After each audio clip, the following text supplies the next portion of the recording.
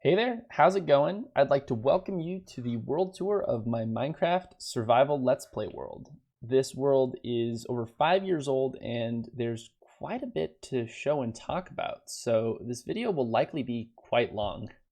And because of this, I decided to divide it into sections based around the parts of my world that I will be showing off. So if you're only interested in watching certain parts of my world, then you can just skip to those sections and not have to sift through the whole video. Don't worry, you won't hurt my feelings. But before I begin this tour, I wanted to clear up a couple of things about this world that are worth sharing. The first one is underneath this tree, I have a hidden command block. And I put this command block in place after I burned down my tree here. And I decided that I didn't want fire to burn things down anymore. The second thing is I have cheats enabled on this world so that I can go into spectator mode. The reason I do this is because I use spectator mode as a building tool and because it's a fun way to go around and get cool screenshots. And finally, this world is still on update 1.13 because this structure right here is an Iron Titan, which is a type of iron golem farm. And the villager update after this one breaks all previous iron golem farms, including this one. And I'm really not a fan of that because it took me a long time to build and I'm just not done with it yet. Eventually I will update this world, but at the moment the plan is just to keep it in 1.13. But with that out of the way, let's begin this world tour at the first structure I built on this world, which is my Christmas tree. Originally it was just a large spruce tree, and I will admit I kind of got carried away when I was building it. It was not supposed to be this big. But I'm happy with how it turned out. And I later added snow to it just because I thought it looked a little plain as is. And that sort of led to the idea of building a snow biome, which then catalyzed the idea of having different colliding biomes that make up my whole base. And I've basically been running with that theme ever since. But anyways, yeah, I also added ornaments and a star to the tree one year for Christmas. And I just never decided to take them down afterwards. This tree was built off of my main storage room, which is just located at the base of the tree. And the storage room is quite small with only 24 double chests, but the idea here was to only store a couple stacks of most blocks and items that are available in the game, and 24 double chests actually fits that bill quite nicely with some space available for future blocks that come out in future updates. There is plenty more storage on this world besides this one, and the rest of it is located underground in a cave system that I will get to later. And I figured it was worth mentioning that this button opens up a hidden staircase that goes to said caves. I did not come up with this design though. This is from another creator, and I will give credit in the description. And this will go for all other projects that are from other creators. But the rest of this room involves hidden crafting tables right here, which, in case you didn't know, the bottom texture of crafting tables is just oak planks. And this button opens up a hidden ender chest, which you will see frequently on this world. And the circuit for this is just basic redstone circuitry, so I'm not going to bother linking this one. And if we go up to the second level, you can see the crafting tables, and this room is just a basic bedroom. And the other levels are really not worth mentioning, but I'll show them real quick. This level is an enchanting setup. The next level is a potion lab that I don't use anymore because I built a new potion lab. And the top level is just an empty room that I haven't filled yet. Realistically, this tree isn't as practical anymore because I never really use most of the levels, just the storage room and bedroom. But I'm trying to think of other things to add to it in the future, and hopefully I'll come up with something. But regardless, the tree will always remain a part of my world, as will its little brother here, which was sort of an afterthought when I was trying to come up with stuff to fill the snowy biome. And inside of it, I have a storage room for all of the colored blocks and dyes, which makes the main storage a lot easier to manage because this stuff takes up a lot of space. And then if we go up to the top level here, we have a concrete powder converter and a hidden ender chest. Like I said, you're going to be seeing a lot of these. If we come back down and go through the tree here, we are led into the rest of my snowy biome. And this area here is for my idea boards. And I'll be honest and say that when I put these in, it was because I genuinely couldn't think of anything else that would work well in this spot. But I'm glad that I did because it organizes the different projects and ideas that I have. And if I ever want to start a new project, it's the perfect place to consult.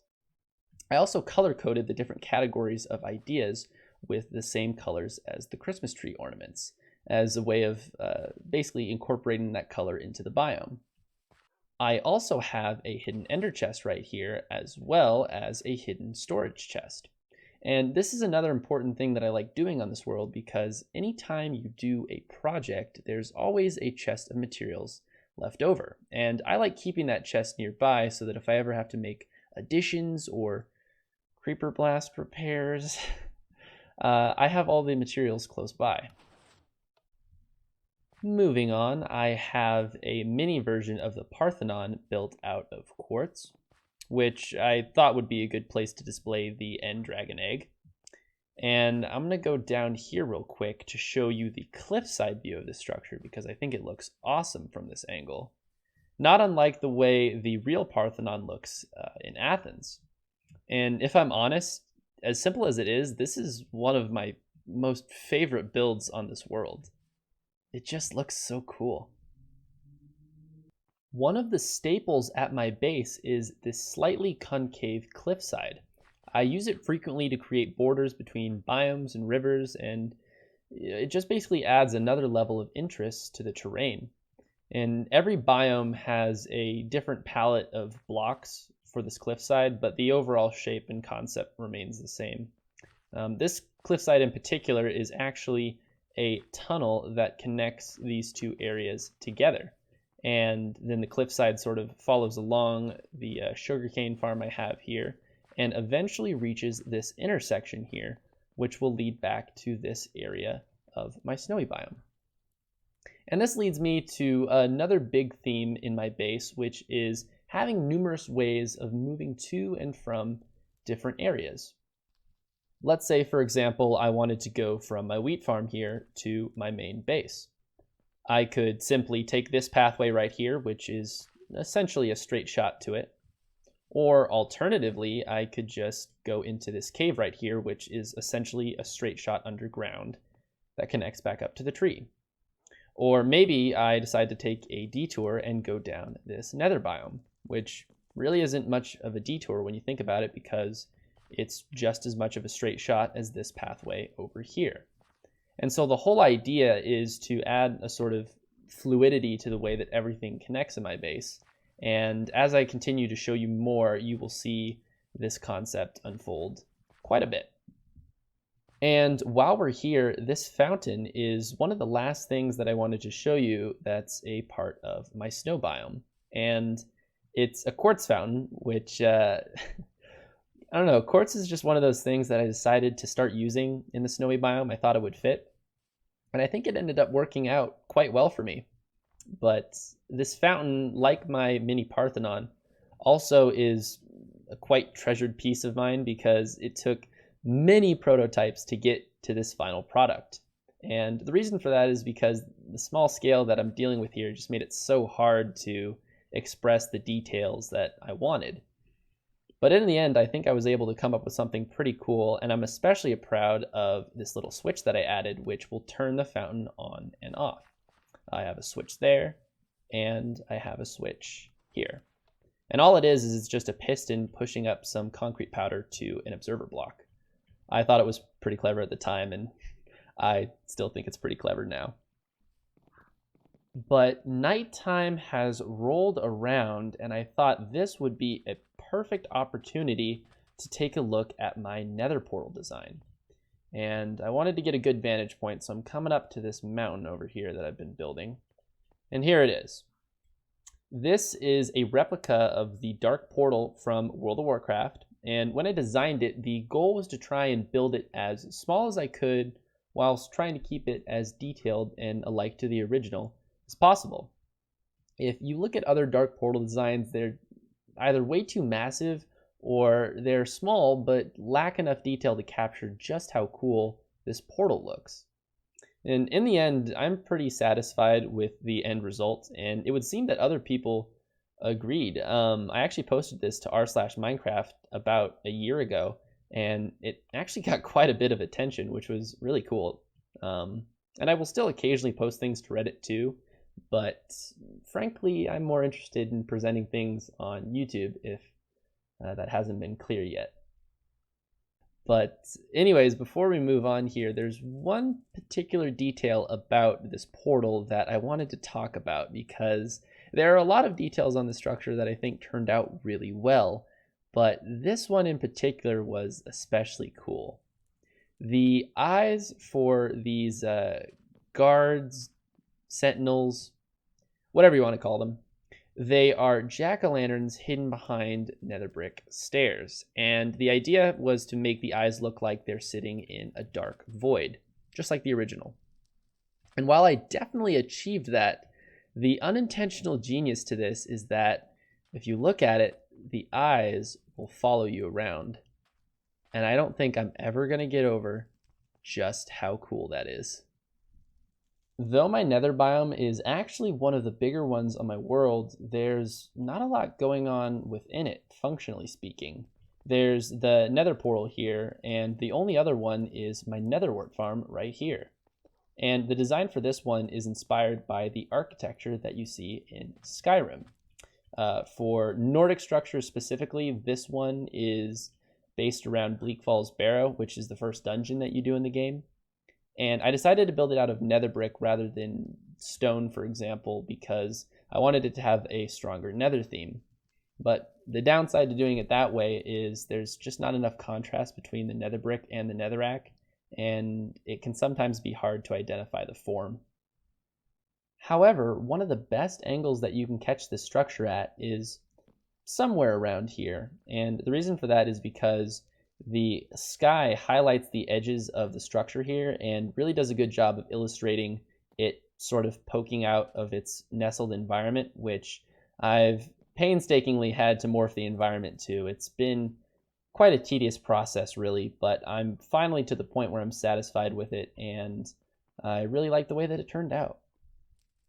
The way that this farm works is simple. I have tiered plots that go all the way to the back there, and there are dispensers that, when activated, will push water down and harvest the netherwort. Pretty simple. However, the one caveat is that there are these pillars here that would block the water flow, and I intentionally kept them in because they were a crucial part of the build. If I took them out, it just wouldn't look like Bleak Falls Barrow. So I wanted to keep them in, and I compromised by adding a retracting circuit. So pistons will pull down the bottom blocks from each of the pillars. That way the water can flow down. And then when I'm done harvesting and I want to deactivate the water, the pistons will go back up. All right, so let's take a look at this thing in action. If I press this button right here, that will activate the dispensers. And you can see the water is pushing all the netherwort off. You can also see that both of the pillars have been retracted so that there is nothing impeding the water flow. And yeah, everything just gets funneled over to here where it will be deposited into this chest. Normally this chest holds all the drops so that I can take them out and replant as needed. However, if I want them to instead just go away to storage, I can flick this lever right here and it will be sent to bulk storage. And if I press this button right here, it will activate a secret entrance to a bulk storage unit. In case you don't know, a bulk storage unit is basically just a set of chests connected by hoppers, and each redstone lamp represents a full double chest. But moving on, if I come over to here, I have more hidden storage. No surprise there. And believe it or not, that's all that's really going on in this biome here. Other than these two projects, it's just the terraforming and all of the little details, hidden lighting, and all that kind of stuff. There are other things that I'd like to add though. For instance, I'd like to put a cobblestone generator here, and there's room both above and below ground to add all the things that come out in 1.16 as well. But currently I don't have any specific plans for what I'd like to do. But let's return over to the main tree here, because I'd like to start showing you guys everything that I have underground. And the place that I'd like to start is right at the base of the tree here. And if I come down this pathway, we have a cave entrance. And this is the first area that I started digging into when I was building these caves. Pretty much all of them are man-made, none of them are natural, by the way, so all of this was done by hand. And the first thing that I built down here was a classic Ethos Lab furnace array. And it's not intended for much, to be honest. I built this project as more of a novelty than anything else. But the way it works is, like any furnace, you input your items, and when the smelting starts, a note block will play. And when the smelting stops, the same note block will play again. Link in the description. But like I said, this is more of a novelty project and I don't really use it much. However, if I press this button here, we're brought into this smelting setup that I do use quite regularly. It's pretty basic. It's just 4 furnaces with chests and hoppers feeding in and out of them. And I like using lava for my fuel because it's easy to grab a bunch of it in the nether, and each bucket smelts 100 items, so it's a great fuel source. And when I use this thing, it's usually to smelt a bunch of blocks, so I just throw them all in, and it usually gets done while I'm doing other things around my base. And of course, we've got hidden ender chest, as well actually as a secret back entrance over here that allows me to access the redstone if I ever needed to. And in case you were wondering, this is just a simple bud switch. And I believe in Etho's Let's Play, he later on modified this and made it a little bit better. So this is the original design way back, and that will be the one that I will link in the description. And this right here is just a spot where I used to put old tools that I couldn't repair anymore, back when mending wasn't in the game. And I also have just a little station right here that has been around in my world so long that I guess it avoided being hidden, but this ender chest is hidden, so I guess that makes up for it. Also, we got another hidden ender chest right here. And if I hit this button right here, I have a secret entranceway that brings me back up to my main storage room. Full circle.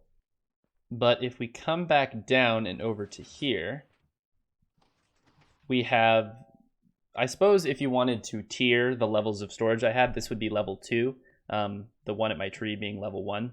And this is essentially overflow storage, so if I have any item that builds up too much over there and I need to throw it into a different chest, it ends up here. So I've got, glass, leaves, you get the idea. And if anything here fills up beyond what I think is a reasonable amount, and I'd probably say it's about 3 to 4 double chests, then I move them over to here, which is bulk storage.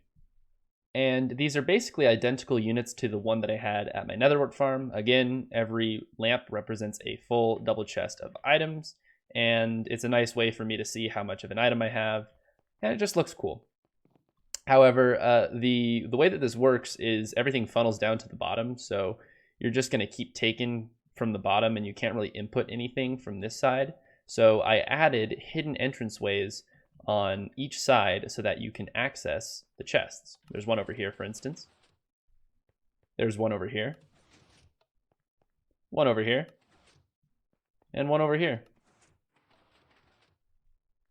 And this is what it looks like back here.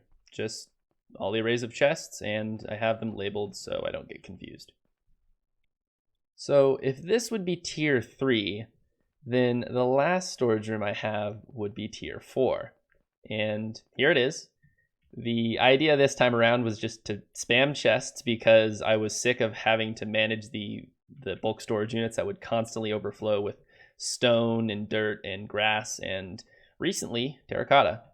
So yeah, I just threw a bunch of chests down, and I did add one little gimmick. So every time I fill up a column, I'll just activate a daylight sensor to turn on a redstone lamp. I also leave this room open-ended so that I can always continue to expand it in the future as I collect more and more blocks. And finally, hidden ender chest. But if we come back over to here, we have a staircase. And if I follow that, we have a cave that will lead back over to here. So just a little bit more connectivity. And if I follow this cave all the way down to here, we have an empty room currently. And this leads all the way down to the underground portion of my dead biome and iron golem farm. I'll show you guys this when I get to that biome, but this room here is supposed to be a station that I could take an ice road and a boat down to, just as a quick way of getting there. But moving on, if I come over here, we have my two map rooms. And the one to the left here is the closest zoom on my base. And the one to the right here is the furthest zoom on my base. And these room designs were from a Reddit post I saw one time where the room is filled with black concrete. And then behind each map, you have a lighting block. And this combo effectively makes the map look like it's sort of sitting in a void space, which I thought looked really awesome. I also have a storage setup right here. And in this chest, I have an old set of maps. And these maps are the same layout as this one over here, only when I recorded them, it was a lot earlier in this world. It was actually in the old map room that I had in my tree, actually. And so what I'd like to do is in, I think, the 1.14 update, there's a way to save a map so that it will no longer update, and I'd like to have both of them side by side so you can kind of see a before and after of how my base is transformed over time. And if we just follow this cave out this way, we come out to the junction that I showed earlier. Some of my caves are themed around the snowy biome above them, and they're connected to these two entrances I have right here. If I go down this one, for example, you can see the theme with the icicles and the snow, and this area connects back up to my bulk storage units. But if I come back around and follow it this way, it will continue down and then eventually come back up to the other entrance. So let's go over what's inside. For starters, I have a snow golem farm, and all you need to do for this one is just pick up the snow with your shovel, and you'll get snow layers if you have silk touch. Otherwise, you'll just get the regular snowballs. I've got storage right here, and a hidden ender chest that is very close to my beacon beams. Over here is my potion lab, and I built this area because I wanted to have a potion lab, not because I really use one, and to this day I still don't really use this area too much, but it's still worth showing, so I'm going to go through it real quick. This right here is an all-purpose brewer, so it can brew any potion based off of whatever combination of ingredients you select. Pretty cool. I'll link this one in the description because I didn't come up with it. And I also didn't come up with this one either. This is a individual unit, so I have 4 of them total, and they will each brew a specific recipe whenever I request it. Currently I have water breathing, night vision, fire resistance, and invisibility. This design is actually quite old. It's a classic Azuma potion brewer, and I will link this one in the description as well. But the reason that I put these in was because there were a couple potions that I actually did somewhat use on this world. Like, for instance, I use fire resistance somewhat regularly in the Nether. And so I built these for just so that I would have these potions readily available if ever I needed them. And of course, in the future, I can always switch them out with a different recipe if I so choose. But other than that, the rest of the potion lab is pretty much what you'd expect. I've got a water bottle filling station right here, a little extra storage, and of course, hidden ender chest. If we follow the cave in this direction, there's actually one other thing I have going on right here. And so if we jump down, we're brought into this pretty cool ice cave. And I've wanted to do this mirroring effect in building for a while now. It's just I was waiting for the right time to do it. And I thought that doing an ice cave was pretty effective because it basically looks like ice is making the reflections. So I'm very happy with how this turned out. But this is not just a pretty build. It also houses this very cheaty project right here. And this project is an item duper. It's a design by El Mango, and I'll link it in the description. However, keep in mind that it only works for 1.13 because it exploits a bug with drown mobs that later got patched. Now, normally I'm not really big into these things because, well, they're cheaty, but I saw this design and I thought it was cool and it was very simple to build, so I decided, screw it, let's have a little fun. And so since then, I've occasionally used it to dupe things, but I never abuse it because then that just defeats the purpose of survival, and that's stupid. But the biggest thing that you'll need is a supply of zombies. So if you have a mob farm, that might work. But for me personally, I just went with the easiest option, which is a zombie spawner.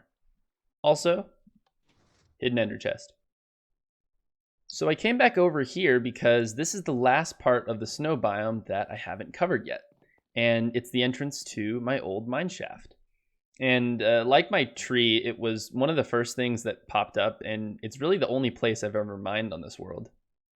The first thing on the inside here is ore storage. And this is basically just the overflow because I ran out of room at my main storage. But if I ever need to restock anything over there, like, I need more redstone, for example, I can grab some redstone out and then bring it over to here where I can convert it. And look at that, I left a bit of ore over there. Yeah, so you just sit here and harvest it. This is also a good way to get XP if you need it.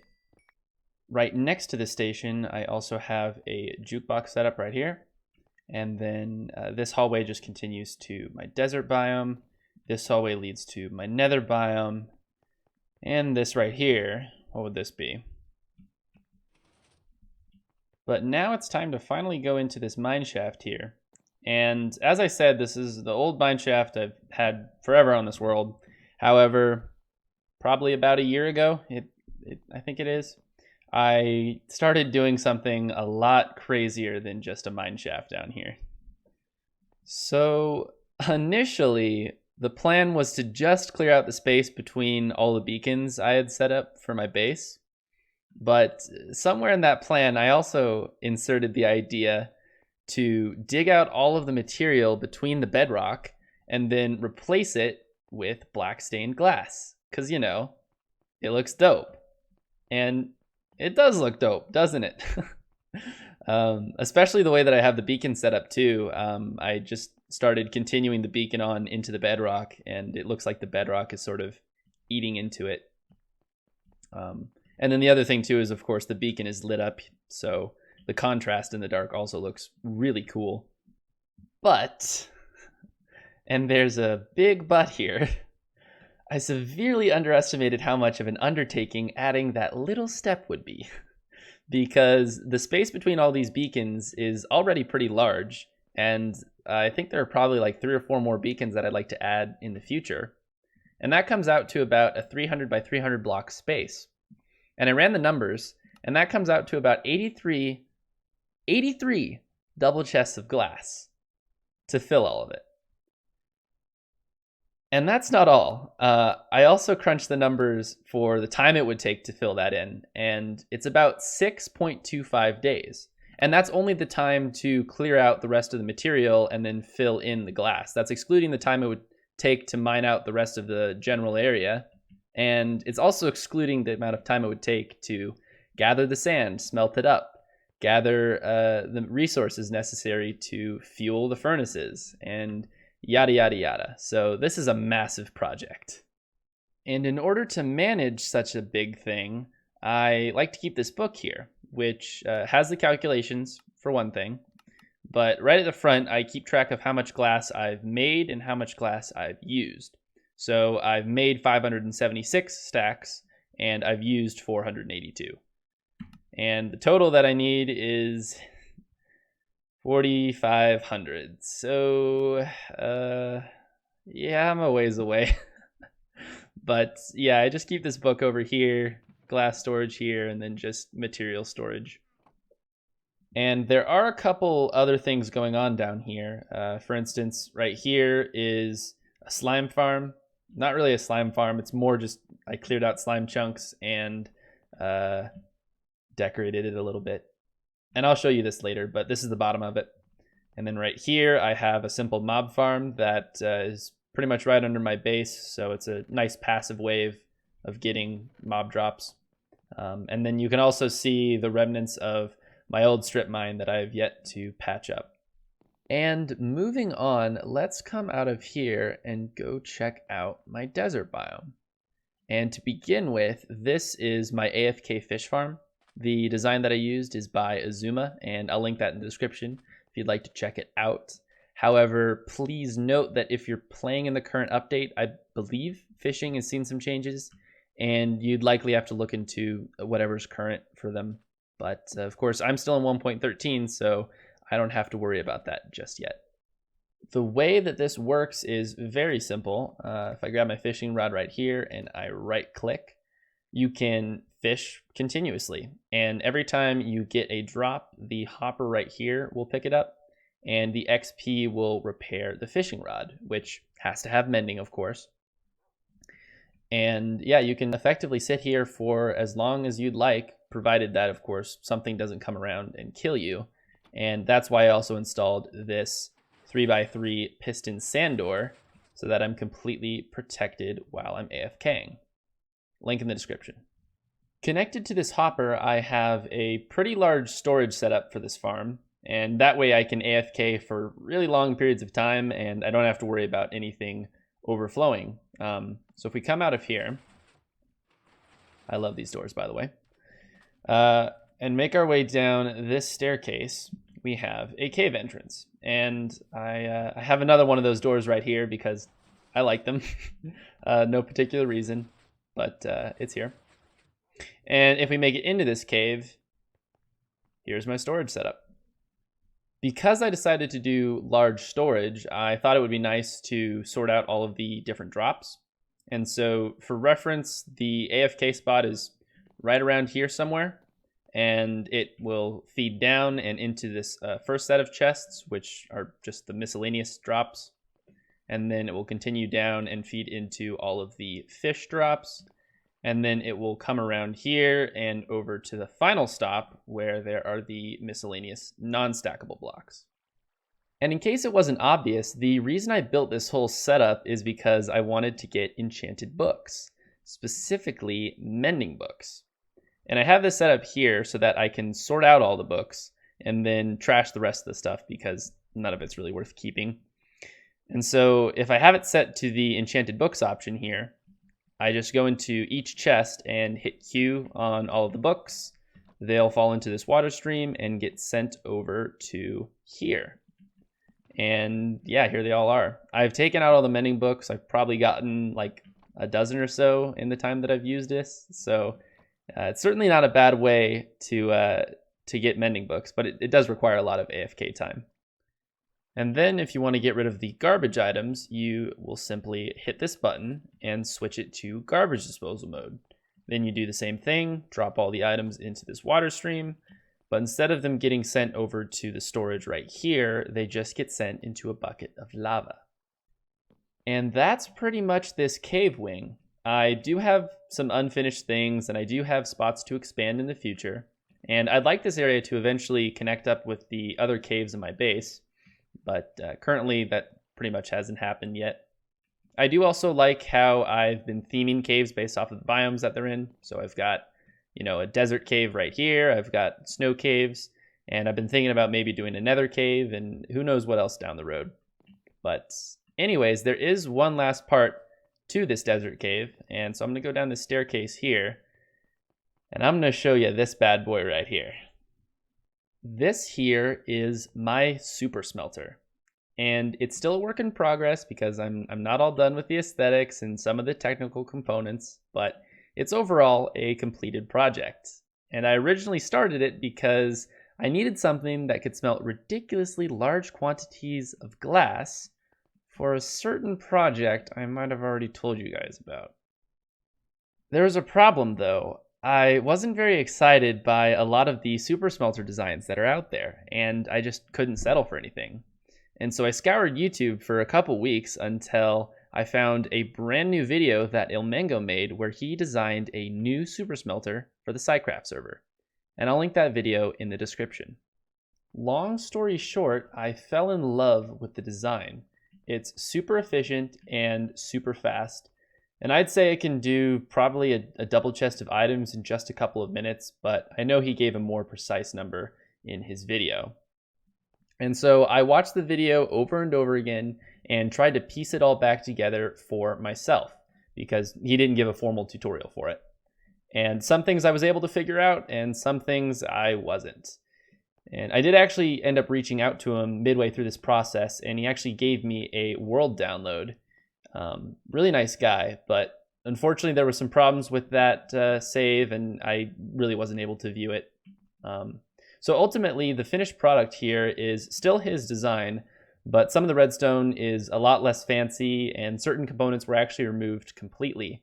Like, for example, there was a shulker box on and offloading system, and I removed that because I didn't have enough shulker boxes to use at the time. Now, I could honestly talk about this thing for an hour because I love it. And compared to most other things that I do with redstone, it's actually turned into a big passion project, and I really enjoyed the process of tinkering and modifying the design. But I think I'll keep this explanation brief, and if you'd like a more in-depth look, then you can check out the video for yourself. The main concept is that you have an array of 160 furnaces, or 2.5 stacks, and the input system will fill a minecart with exactly that many items and then send them off to each of the furnaces. And the array goes in a circuit so that when it's done, the minecart will come back around and then go underneath to pick up the smelted items. So it efficiently uses one minecart for both the input and the output. And then once that minecart has finished its second rotation, it will come down to this contraption right here, which will extract the items and send them to wherever the output location is. And then the minecart will be sent back to be used again. The only thing though is it's not one minecart doing this rotation, it's a whole feed of them that will just be running back to back until all of the items have been smelted. Now, as I've said, this thing works incredibly fast. It uses 160 furnaces about as quickly as possible. And if you really wanted to, you could even add more and just adjust the timing. But you also have to be really careful because if you make one mistake, like not putting in enough fuel, for example, you may have to go back into each of these furnaces and pull out items that are backing up the system. So, in other words, with great power comes great responsibility. And as you probably noticed, I've also been working on this corridor here that connects down to the redstone. And that way, whenever I'm using this thing, I can come down and see it in action. And the path will just come down to here and then loop back over to this side. And then the rest of the aesthetics has mostly been just a gradual process where I'll add a little bit at a time. But the main idea is doing a dwarven desert theme. And I think it's turned out pretty cool so far. I also thought about having some animated features. So whenever the system would be in use, the dwarves' eyes might light on fire, for example. Maybe some lava would pour down into these basins here, and other things like that. I don't know. And there will definitely be plenty of time in the future to explore ideas and work on this area, but I think it's time that we moved on with this world tour. And real quick, I just wanted to show how these different caves connect up. So this leads down to here, and then if we follow this pathway, it leads back to here. And this cave just loops back around over to here. Okay, we are back to the desert biome, and this structure right here is unfinished, as you can see. And I actually have the design done for it. I just actually need to build it. But all this is it's just a station for this ice road. And it goes a couple hundred blocks in that direction, and then it goes left for a couple hundred blocks more, and eventually reaches my stronghold. This is another example of one of those projects that I just sort of slowly chip away at when I feel like it, because it obviously takes a while to do. And this is about as far as I've gotten right over here, and I'd say I'm maybe a quarter of the way done. So yeah, this is quite a sizable project, and there's really not much of a point to it. It's just an aesthetic thing, but I quite enjoy it. Currently, I don't have anything developed at my stronghold, but the hope is that once I connect this road up, I'll also build another one of these hubs over there.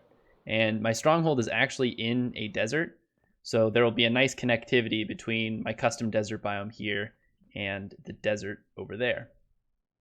But let's talk about my desert biome real quick, because as you've probably noticed, it's very underdeveloped. And I do have a plan here. The plan is to build a big desert village with trading halls, breeders, and pretty much anything villager related will go here. And I've actually done stuff with villagers in this area in the past, and I was going to do this a while ago, but around the time that I was working on it was when 1.14 was announced, and that's where villagers see a huge update. And so I decided that it would be a good idea to put this whole project on hold and just box off all my villagers until the time comes where I finally update my world. But as I mentioned before, because of my iron golem farm, I don't really have any intentions of updating for a while, so expect to see this area incomplete for quite a while. Now the last structure here is kind of funny because it actually has nothing to do with villagers, but it was the first thing that I built here. And this is a rainbow sheep farm. And when I designed it, I just sort of did whatever because all I wanted to do was just make a cool rainbow sheep farm, you know? And it just sort of became a pyramid naturally. So when I finally plunked it down in this world, I was just like, hey, why not turn the rest of this area into a desert biome? And you get the idea. But let's go ahead and check this thing out on the inside. Now, when I designed this, I sort of overlooked where the entrance would be. So I just put in these little slits. And the only real way you can get in is with elytra or with ender pearls. So I'm going to go ahead and fly on in here.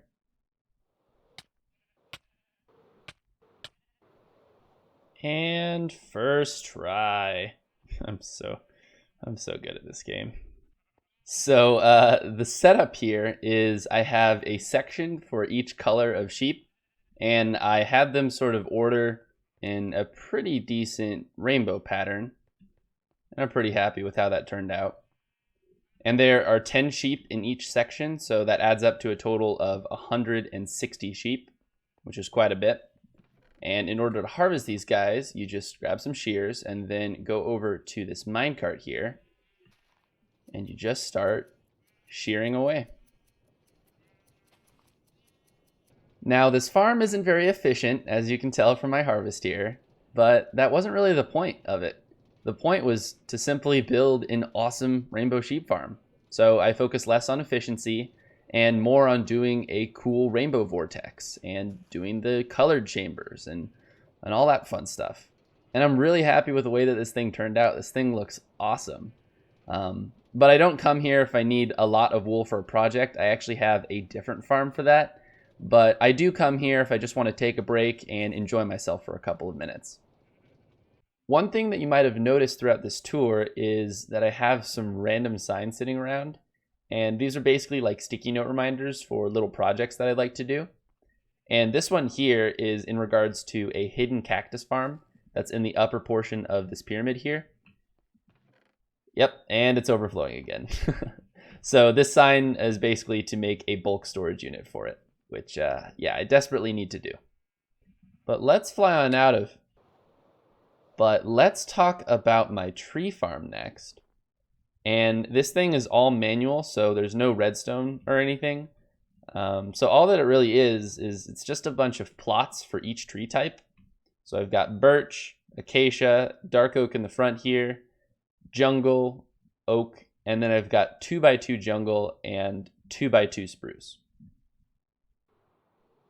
The reason why I have 2 jungle plots is because jungle saplings actually have the lowest drop rate of any tree in the game. And so it's a lot more likely to plant 1 sapling and get a return of more than 1 than it is to plant 4 and hope that you get a return of more than 4. So all that this plot is just a way of making sure I have enough saplings to supply this plot here. Also, if I didn't fill this plot, it wouldn't be symmetrical, and, you know, we can't have that, can we? And finally, let's talk about the tree in the center here. Originally, this thing was going to be a massive custom tree, and this whole farm was 100% inspired by Good Times with Scar. I'll link his video for you. If you haven't seen it, check it out. It's pretty iconic. He basically does this massive tree farm project, and there's a huge tree in the center. But the problem was that I started this project around the time that I finished my Christmas tree. And after doing a massive project like this one, I was pretty burnt out and I didn't really want to do it again. So I decided to take a more cheesy approach and just chop it down, basically. I threw a little axe on top, and to my luck, it actually ended up looking pretty cool. So I ran with it, did some crossed axes for the front and the back entrances, and you have a completed project.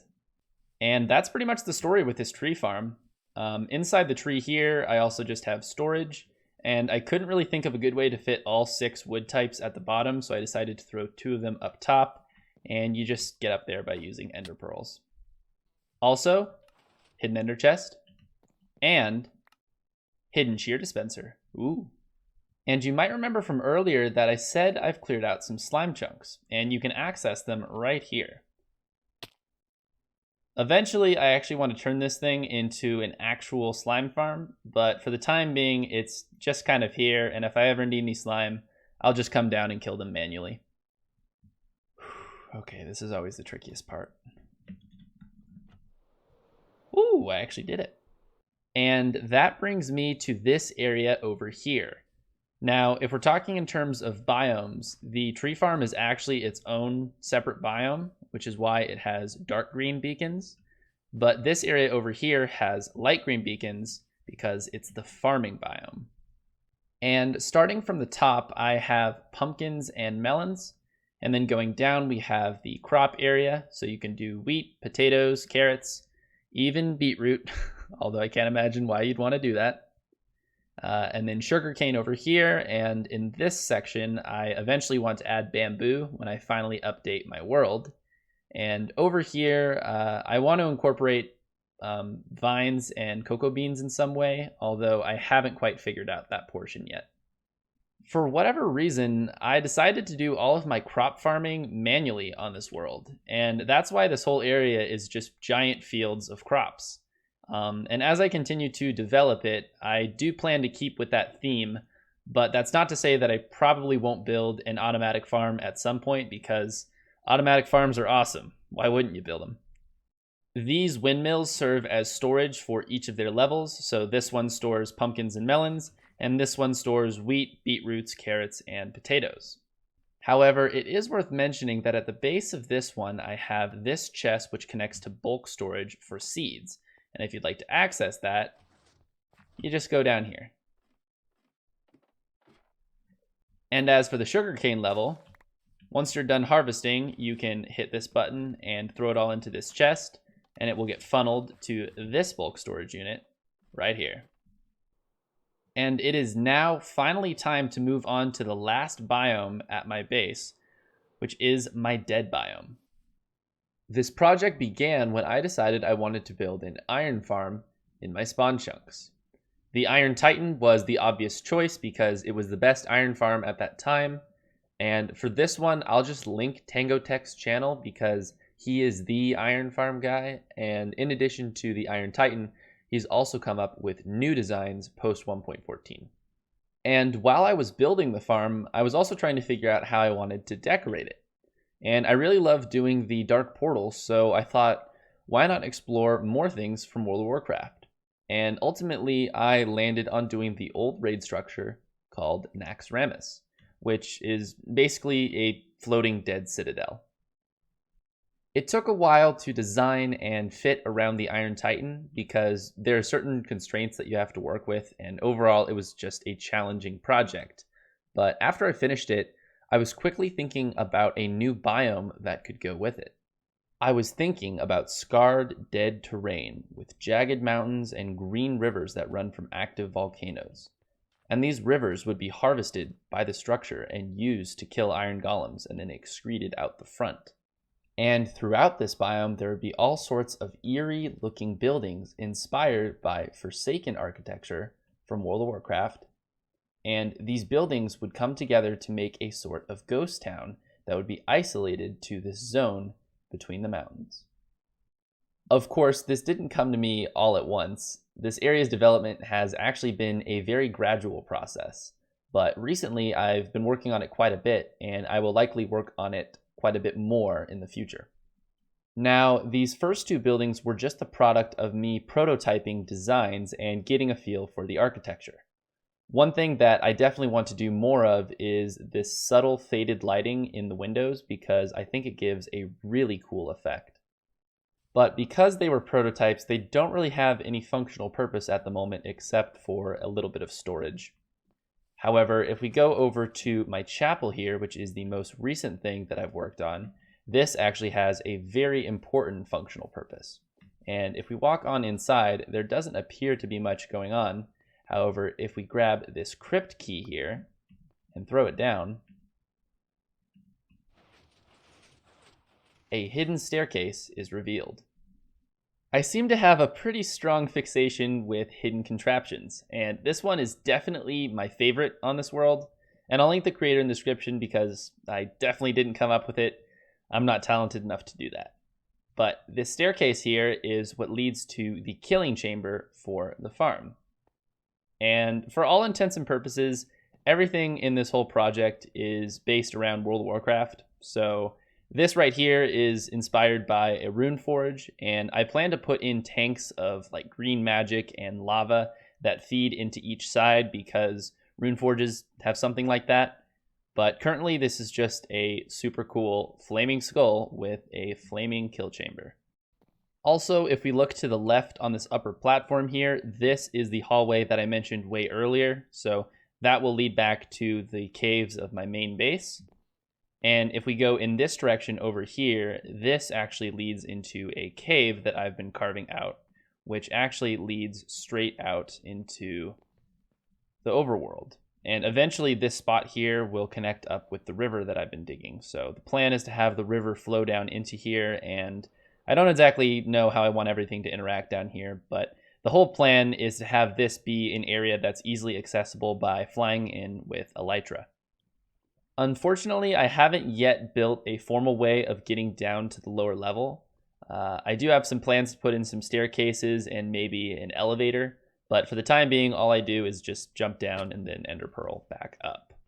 And down here, I have my storage setup pretty much all established. So the iron golems get killed in this chamber, the drops are sorted, and the poppies are sent over to these chests here. And the iron is sent down this water stream where it gets put into this bulk crafting station. These things are actually pretty cool. The lamps represent columns of full double chests, so you can easily see how full it all is. And the whole idea is to make the process of turning iron into blocks as quick as possible. So when it's just about all filled up, you come in and you chop down these chests column at a time, and then activate the dispensers here, which will push it all into the center. And then you can just craft the blocks continually until you run out, and then repeat the process until the whole storage system is empty. And throughout this process, when your inventory fills up with iron blocks, I then take them over to this corridor where I have iron storage. And I've been doing a pretty good job so far. And if you actually continue down this corridor, at the very last slot here, I actually have a cave spider spawner. And I don't have a specific plan for what I want to do with this. I just know that I want to incorporate it into this project because one of the themes behind Nax Ramis is there's a lot of arachnids and a lot of arachnid architecture. And I think there's something really cool that I can do with this, but I'm just not sure yet. And in all honesty, I could talk about this whole project, the farm, the biome, everything for hours and hours because I've put so much thought into it and I have some solid plans and ideas for the future. But the intention of this video is to give a tour of my world, and I think anything I might have breezed through or skipped can be talked about more as I work on it in future Let's Play videos when I'm not trying to cover 100 other things. Now, a lot of the things that I've done on this world have been just in my main base area, and so we've covered the majority of my world, but there are still some things that I've built outside of this area. There's some things I've done in the Nether, and so the rest of my video will be devoted to those things. And to begin with, I almost forgot that I have back in this area over here a couple of ice cubes. Ice cubes are a type of ice farm, and I believe the original idea came from Etho, so I'll link his video in the description for you. But the concept is pretty simple. You have rows of water on either side, and every so often the pistons will activate and push the ice into a cube shape. And once the cube is full, you just take your silk touch pick and harvest it. I built 3 of these ice cubes in this area because at the time I needed a lot of ice, and they're all hooked up to the same hopper clock here, which I believe is on a timer of like 10 seconds or so. So it's relatively frequent. And I don't really use this area too much anymore because I've got a good stockpile of ice, but it's always here if I ever need it. And coming back to my base here, you can see that the terraforming is not looking too great, and that's because I haven't actually done any work on the backside here. You can see that this whole area is just a hollow shell that I built on top of a plains biome, and the nether I just sort of built up on top of an existing mountain. And I do eventually want to build the terrain back here, but I just don't come back here enough, so it's not something that I notice very often. But that's not even the worst of it. The most shameful thing back here is I actually haven't finished the backside of my nether portal. And this is actually one of the older things on my world at this point, and it's just shameful that I haven't gotten it done yet. But with that out of the way, let's fly off into this direction here.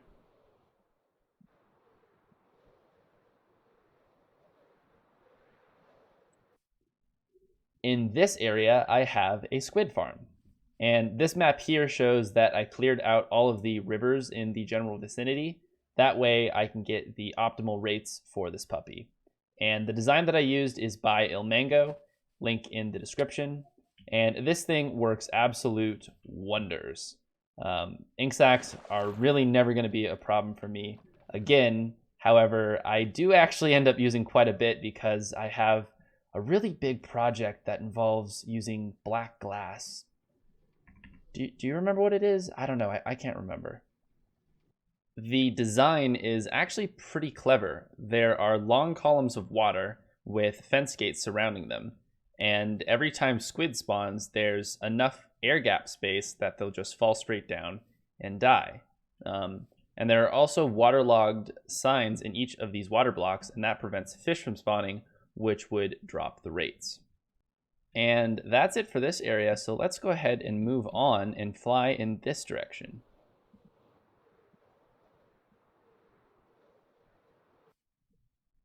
The story behind this project is that I started it around the time I was working on my rainbow sheep farm. And it occurred to me that if I did all of my animal farming at my main base, there would be a lot of lag because I would have hundreds of animals that would be loaded a lot of the time. So I instead thought, why don't I build a separate area for me to do all of my animal farming? And that's what this place is. The idea is to build a little town or a complex with different fast food restaurants and buildings that house the different animal farms I have. And I don't really have too much developed. This is another one of those projects that I really haven't gotten around to working on too much, but I've been working on this sort of generic building here, and this building here is 100% complete, and this one is a Chick-fil-A. But let's go ahead and take a quick look inside. This building is actually based around a real Chick-fil-A, so I did my best to make things as accurate as possible. And this was really the first time I ever experimented with doing interior design. And I'm pretty happy with the way that it turned out, and it was a pretty fun process that I'd like to do more of in the future. I even have a little bit of hidden storage right here if I ever need to make adjustments. A little bit more here, and of course, hidden ender chest. One of my favorite details here is this food on the table, and this is something I actually saw on Reddit a long time ago. And the way that it works is the border texture of item frames is the same as birch planks. And so you can put down a pressure plate in that same block and give it this really cool effect. But let's get to it. This wouldn't be a fast food restaurant if it didn't make food. So if we go into the back of house here, we have a 100% automatic chicken farm. And I'll link the design in the description, but I actually built 2 of them next to each other, so it would be twice as fast. And all of the drops funnel into this chest right here. And a feature that I added later on was this lever right here, which when it's activated will divert all of the produced eggs into this chest here.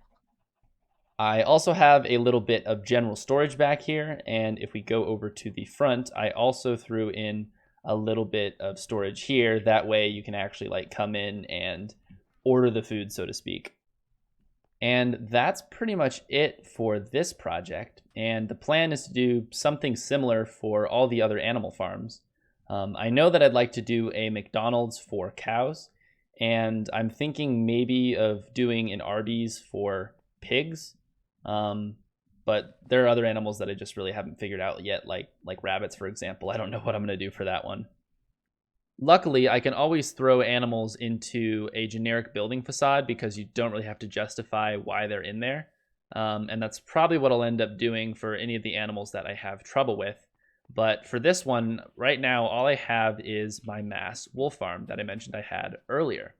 And originally, I wanted to do a large AFK farm for wool, but I decided I'd rather just do a simple pen where I breed up to like 100 or so sheep, shear them down a couple of times, and it pretty quickly gets you a double chest of wool. So this thing is actually pretty effective.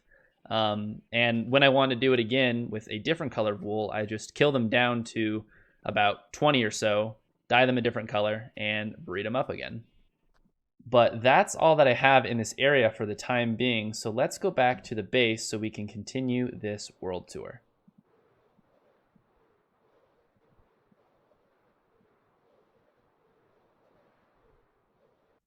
And believe it or not, we're actually just about done with this thing too. The next step is to go into the Nether and check out everything going on in there. So let's go ahead and venture into this dark portal and see what lies beyond.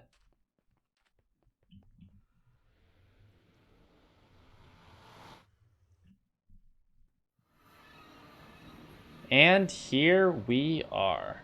The original inspiration behind this Nether hub came from Cubfan, and I'll link his video in the description, but basically what he did was he had this giant radius of concrete, and at the bottom he had this massive pixel art of a galaxy, and it looked sick, and I wanted to do it for myself, but I started it and quickly realized how massive of a project that was, and I already had a lot of other things going on in my world, so I decided to shrink it down, and since I've done that, I haven't really been able to figure out what I want to do with it.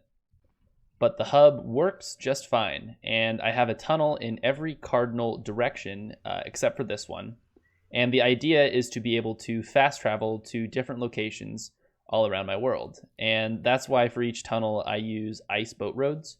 And the reason that I have rails on top of it is to prevent mobs from spawning, because otherwise they will get in the way. This tunnel here leads to an ocean monument that I recently cleared out, but I haven't built it into a farm yet, so there's really nothing to see. This tunnel here is a lot busier. To start out with, it has a 3x3 wither pad, which I will explain in a second. It has a wither skeleton farm, and it also has a portal to a jungle and a mushroom island. So let's grab our boat here and make our way to the first junction, which is the 3x3 wither pad.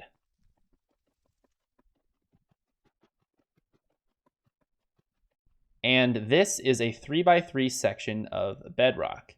It's a sort of rare occurrence, so you sometimes need to scour the nether to find it, but I kind of got lucky with this one. And the reason why I found it was because there's a really easy way of cheesing the wither. You can essentially spawn it in horizontally in between the bedrock and the obsidian here, and it will just sort of sit there and it won't be able to move or hurt you, and you can just kill it. Additionally, this ladder also pokes straight through the bedrock because eventually I want to build farms out there. And now that we're back to this junction here, let's continue down to my wither farm.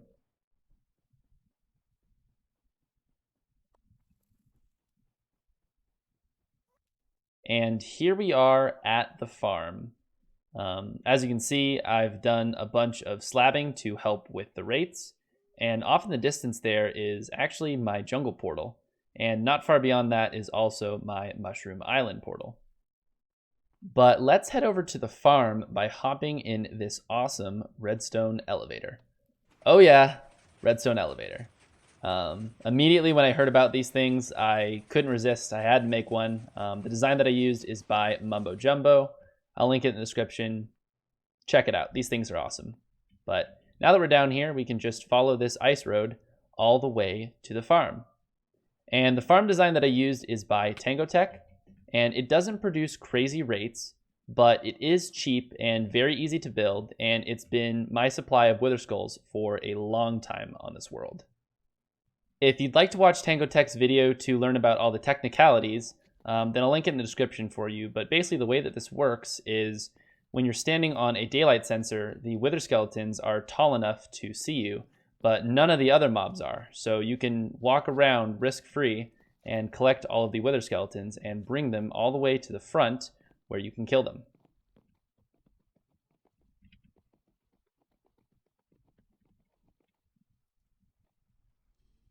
Like so. How about that? I actually got 2 skulls. Very nice. And when you're done, you might just be able to go back and grab more, but if you need to do a full reset of the spawns, you can drop down this trapdoor here, and then take the ice road all the way back to the front, right here.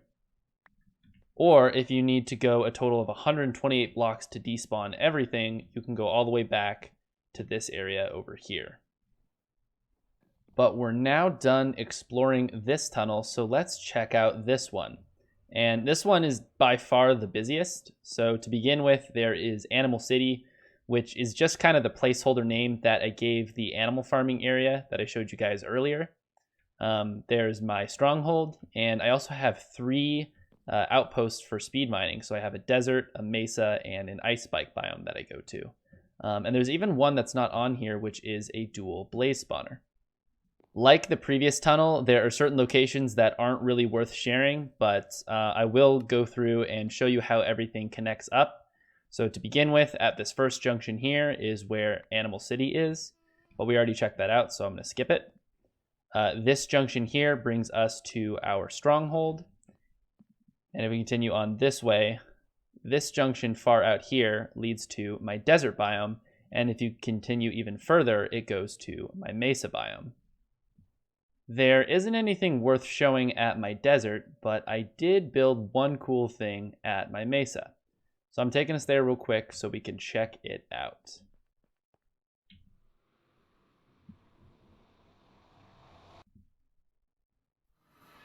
And we are brought into a very confined space. And I think the best way to show off this structure is to get a distance perspective. And here she is. This is a replica of the burrow from Harry Potter, and I saw a picture of a model of this online, and the colors sort of reminded me of a mesa, and it inspired me to build this as the sort of house for my nether portal at my outpost here. And even though it's a relatively small structure, a lot of time was put into all of the detailing for the exterior, the interior, and little things that I wanted to make sure were accurate to the model. And overall, I'm really happy with how this thing turned out, and I think it looks awesome here. As I said, the interior was really difficult because the forms sort of like narrow and then expand again, and it was just really wacky to deal with. So I'll quickly run in and show you guys what it looks like. I mainly just filled it with ender chests and beds and storage and all that sort of stuff just to make it feel a little bit more homey. So this is the first level. This is the second level here. Come up, there's a little balcony. Come up, there's another balcony, little bedroom. And then if we go up here, we have a outside balcony right there. And finally, if we come up top, we have this sort of top porch area and then the nether portal. Also, hidden ender chest. And to briefly mention it, the dual blaze spawner is right next to that cactus over that way. And then the ice spike biome is like 500 blocks that way and then like another 1,000 blocks that way. So it's pretty far.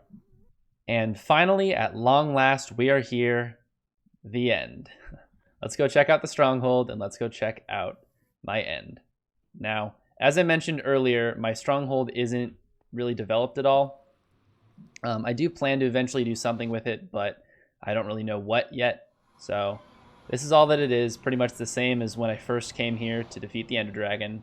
And I just got a little something here to protect myself from the silverfish that spawn. And let's go.